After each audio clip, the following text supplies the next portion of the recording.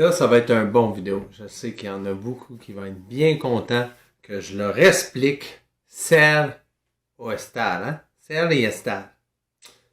C'est quoi la différence? Si on le traduit en français, il n'y a pas de différence. C'est ça le problème. Les deux, c'est le verbe être. Ser et estar. Comment on l'a assez, mon Samuel? Comment qu'on fait ça? Parce que je comprends pas. On va régler ça aujourd'hui, ça va être ça. Let's go, on commence ça. Avec le verbe ser. Ser quand on parle d'une nationalité. Soy americano. Je suis américain. Soy chino. Je suis chinois. Quand on parle d'une nationalité, c'est toujours avec le verbe ser. Quand on parle d'une relation amie, famille, lien, hein?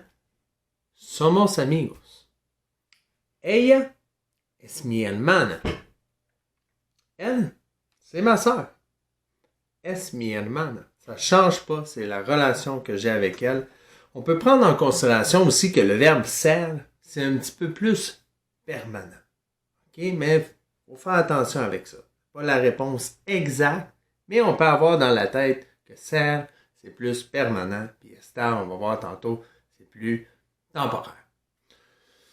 Parce que, regarde là, somos amigos. Somos amigos. On a une relation. C'est avec le verbe ser. Elle es mi amigo. Juan es mi amigo. On l'adore, Juan. Mais ça se peut que ce soir, estaremos luchando, hay algo que va a pasar, no sé, finalmente, Juan no es mi amigo. Peut-être qu'on a une petite chicane, hein? C'est, elle me hizo un engaño, hein? Il m'a fait une cachotterie, une tromperie. Puis finalement, c'est plus mon ami. Ça a changé. Hein? Mais quand même, ça reste es mi amigo. Peu importe le temps que la relation va durer, c'est pas important, c'est toujours avec le verbe ser quand on parle d'une relation. Même si l'amitié, quand on parle de ta sœur, ton frère, c'est sûr que ça va pas changer, il va rester ton frère. Ton ami, tu peux les choisir, mais quand même, c'est toujours avec le verbe ser. Quand on parle de caractéristiques, características, on décrit quelque chose. Ici, on a una vela, c'est une chandelle. À l'intérieur, aquí, là. À l'intérieur, aquí. Hein? À l'intérieur, quoi? Es roja. Ça ne va pas changer. Elle est rouge. C'est une chandelle rouge. Quand on parle de couleur, une description. El camión aquí es blanco. También el camión. Exemple, on parle d'un édifice. Hein? Un édifice. Ah, estoy en Nueva York. J'étais à New York, moi, là, c'est super grand, New York, pis tout ça. Oh, los edificios, man, son enormes. Sont énormes. Mis amigos, les amis, je dois vous expliquer quelque chose en espagnol. En espagnol, on a deux qualités. OK? Nous, en français, on dit une qualité pour décrire quelqu'un, puis une qualité aussi dire, exemple, Mercedes-Benz, moi, je crois que c'est un auto de qualité. Pero en español tenemos dos palabras para decir eso. Para dar una descripción completa de algo que sea una persona, un objeto o robusto, que este hombre es guapo, c'est quand on décrit quelqu'un, on décrit c'est la qualité de la personne, es una cualidad de la personne ou de l'objet. Pero en espagnol, on a aussi quand on parle de durée de temps.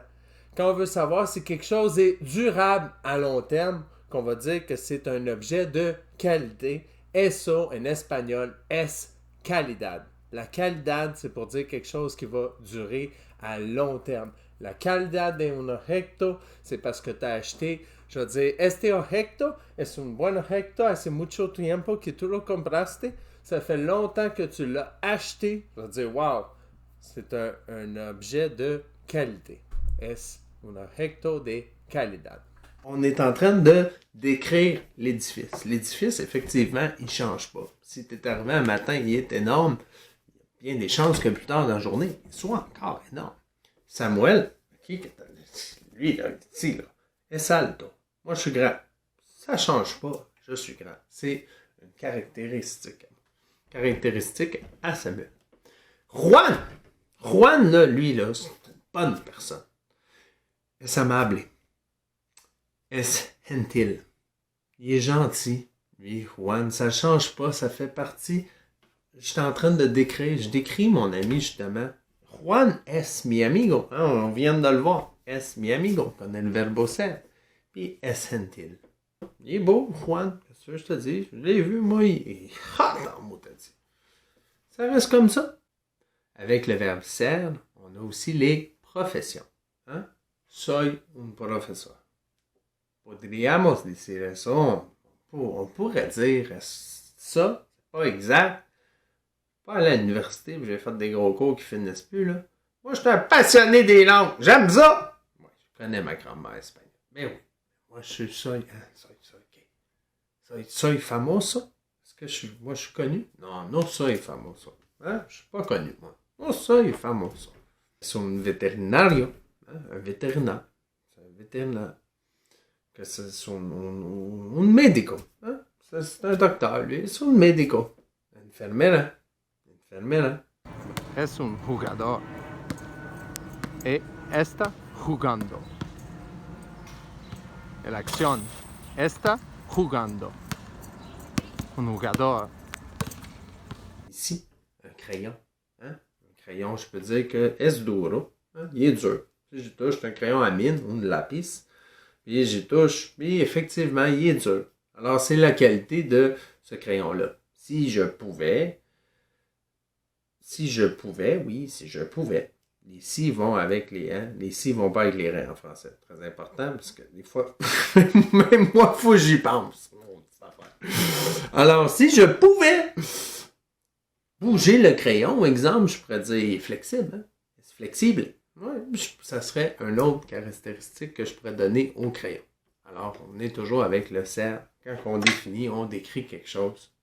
Verbo ser. El verbo estar. Estar, quand on se trouve à quelque part. Estoy en la tienda. Ça ne change pas. Je suis au magasin. Alors, tous les lieux.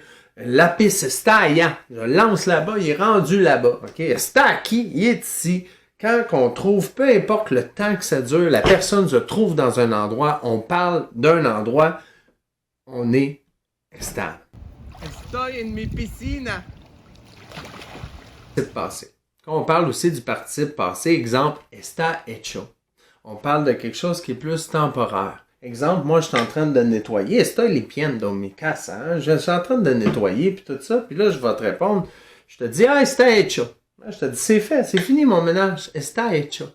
Mais, si moi, je mange, puis il y a quelques miettes, ou je mange une petite pomme, j'ai un morceau, hein, un pedazo, algo que se cayó sobre el piso. Hein? Il y a quelque chose qui tombe là. Ben, il est tombé, là. C'est caillé sur le piso. Mais là, s'il est plus propre, hein, ça va être à refaire. Está hecho. C'est quelque chose qu'on parle, comme j'ai un petit peu plus temporaire pour le moment. Ça peut changer rapidement. Está hecho. Tout ce qui est passager, qui ne dure pas longtemps. Alors, aussi, on parle d'émotion. Quand on parle d'émotion, estoy triste. Je suis triste. Estoy contento. Estoy agotado. Estoy destruido. Ah, je suis détruit. Hein? En québécois, je suis brûlé, là. Me faire de dos, là. Je suis tanné de faire mon vidéo. Je suis tanné de faire mon cours. Ma couche. Alors, aussitôt qu'on parle d'une émotion, c'est avec le verbe estar. Pendant qu'on est là, petit extra rapide, là, je ne vais pas trop longtemps, je peux dire estoy contento. Estoy bien. C'est comme au général. Je suis bien, je suis content. C'est pour ce que je suis en train de vivre dans le moment présent. Ça peut être sur l'ensemble de toute ma journée. Estoy bien durante este día, tout va bien. Hein? Tout se passe très très bien. On peut aussi appliquer quand on parle d'une émotion, ponerse. Ponerse, hein? Se mettre. La différence que je pourrais vous expliquer, c'est plus qu'on est en train de vivre là l'émotion, c'est qu'il y a eu un changement. Bon, je vais tout de suite vous dire, il n'y a pas d'erreur. Vous pouvez dire estoy contento ou on peut dire l'autre option, me pongo contento. De ponerse, c'est comme de vivre l'émotion sur le coup. Exemple, vous me dites une bonne nouvelle. Vous venez de me dire, Samuel, ahora alguien me contrató para tener un nuevo empleo, tengo un nuevo sueldo y me gusta este trabajo, puis el pago es muy bien, muy interesante, hein? Je vais avoir une bonne paye, j'ai un nouveau travail, je suis intéressé, je suis content de ce nouveau travail-là. Fait que là, je vais dire, hein, on parle au téléphone, exemple, hey, mais pongo contento. J'étais en train de... J'étais normal, mettons, c'était pas bien. J'étais bien, c'était tranquille chez nous. I had to come sit in my car and listen to this shit, Là, ça vient man. de Let it changer. go. Je me sens encore mieux. Mais Pongo, feliz para ti. J'étais en train de vivre l'émotion avec toi. Mon émotion a changé. Alors, je pouvais être triste. C'était un poco triste. Oh, solito. J'avais rien à faire. Hein? J'étais chez nous. C'était un peu plate. Tu me contactes. Tu m'appelles. Tu me donnes une bonne nouvelle. Mais Pongo contento. Alors, en gros, on disait ser, c'est permanent. Puis estar, c'est temporaire. Je t'ai tout expliqué ça.